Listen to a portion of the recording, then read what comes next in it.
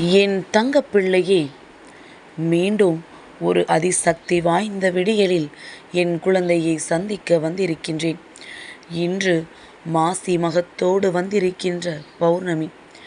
என் தங்கமே, இந்த விடியல் உன்னுடைய வாழ்க்கையில் என்னென்ன மாற்றங்களை ஏற்படுத்தப் போகிறது என்று என் குழந்தை, நீ ஆவலோடு இருக்கின்ற இந்த நேரத்தில் நீ ஒரு விஷயத்தை தெளிவாக தெரிந்து கொள்.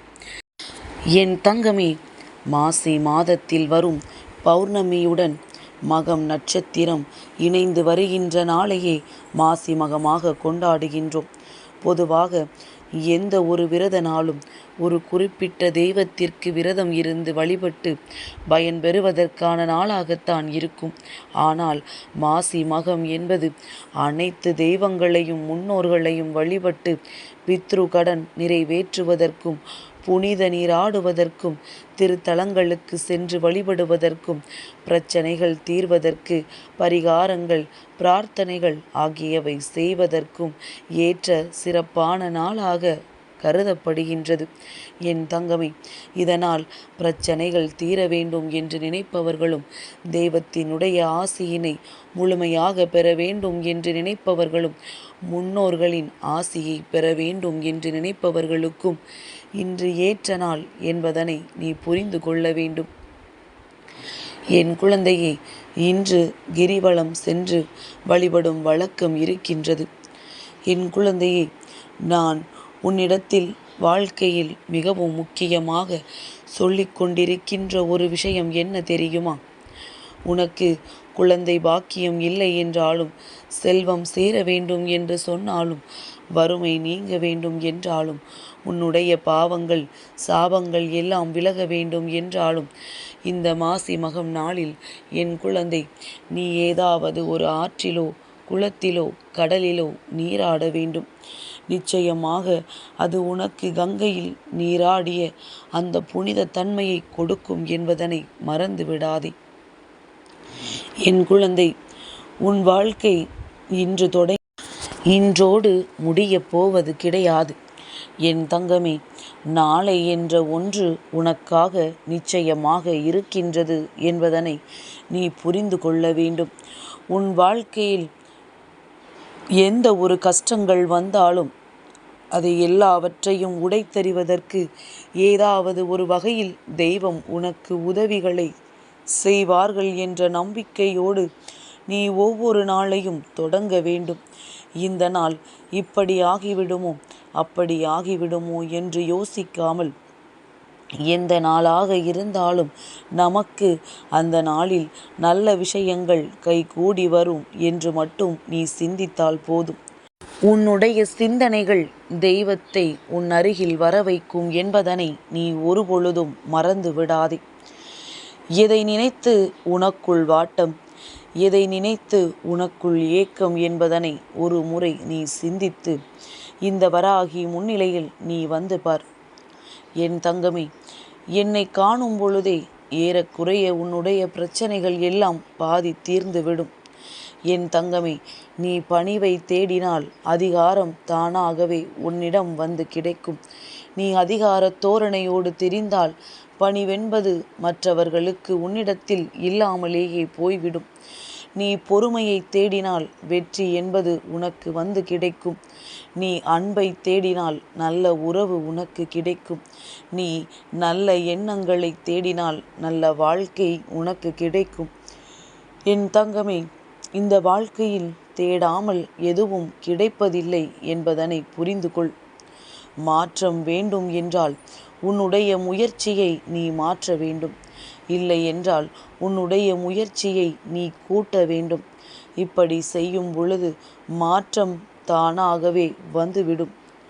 என் குழந்தை, உன்னை ஏமாற்றியவர்களுக்கு ஒன்றை மட்டும் நீ சொல்லிவிட வேண்டும். இதை சொல்லிவிட்ட பிறகுதான் அவர்களை விட்டு நீ விலகிச் செல்ல வேண்டும். இன்று எனக்கு, நாளை உனக்கு என்பதனை மட்டும் நீ சொல்லிவிட்டால் போதும். அடுத்தவர்களுக்கு கெடுதல் செய்ய நினைப்பவர்களுக்கு இதன் அர்த்தம் தானாகவே புரிந்துவிடும். ஏனென்றால் அதை விரைவாகவே அனுபவிப்பார்கள். என் தங்கமே, அதுபோல இந்த வாழ்க்கை என்கின்ற ஓட்ட பந்தயத்தில் ஓடிக்கொண்டிருக்கும் பொழுது நீ பின்னால் ஒரு நாளும் திரும்பி பார்க்காதே. ஏனென்றால் நீ ஒரு நொடி திரும்பி பார்க்கின்ற அந்த நேரத்தில் பின்னால் வந்து கொண்டிருப்பவன் உன்னை முன்னேறி விடுவான் என்பதை மறந்து விடாதே. போட்டிகள் கடுமையாக இருக்கின்றது. யார் யாரை முந்தப் போகிறார்கள் என்ற நிலை இருந்து கொண்டிருக்கின்ற நேரத்தில் என் பிள்ளை, நீ உனக்கானதை விட்டு விடாதே. என் தங்கமே, நிச்சயமாக நாளை மழை பெய்யும் என்று இன்றே எறும்பு அறிந்து கொண்டு அதற்கான உணவை தேடிக்கொண்டிருக்கின்றது. அதுபோல நீ அந்த எறும்பு போல இருக்க வேண்டும். நேற்றைய மழைக்கு இன்று குடைபிடிக்கின்ற காளானாக இருக்கக்கூடாது. ஏனென்றால் காளான் மழை பொழிந்த பிறகுதான் அது குடைபிடித்து எழும்பி நிற்கும்.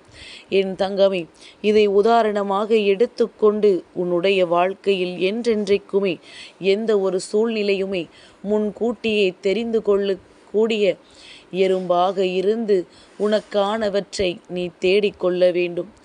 தேவையான நேரத்தில் தேடி வைத்து கொள்ளாமல் அது பிற்காலத்தில் மற்றவர்களிடம் கையேந்துகின்ற நிலைக்கு ஒரு நாளும் நீ வந்துவிடக்கூடாது.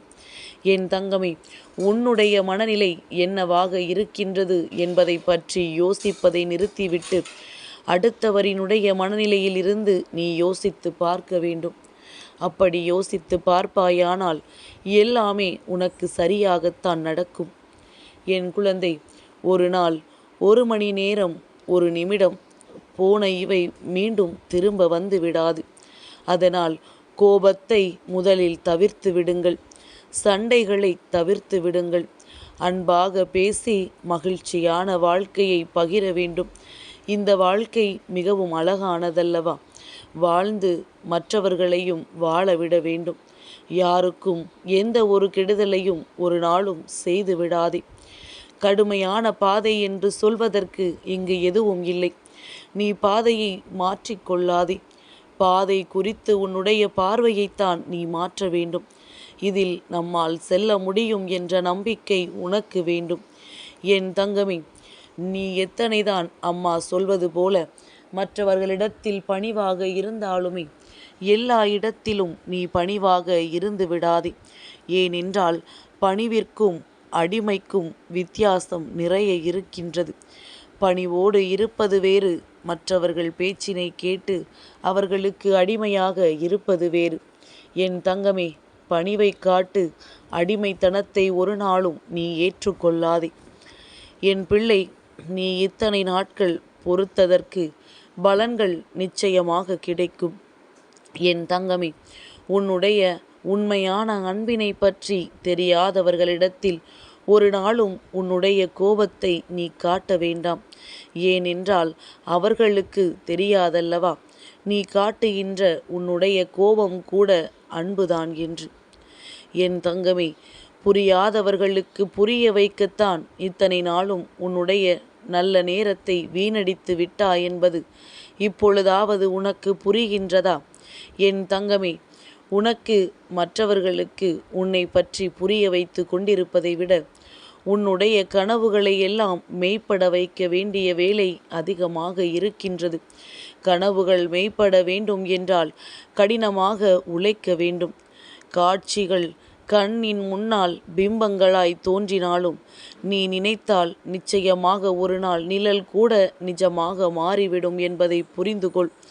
யாரிடத்தில் கடின உழைப்பு இருக்கின்றதோ அவர்கள் வாழ்க்கையில் நினைத்ததை எல்லாம் ஒரு நாள் அடைந்து விடுவார்கள் என்பதனை நீ புரிந்து கொள்ள வேண்டும். என் தங்கமே, உன்னை சுற்றி இருப்பவர்கள் எல்லோரையும் உன்னால் மாற்ற முடியாது.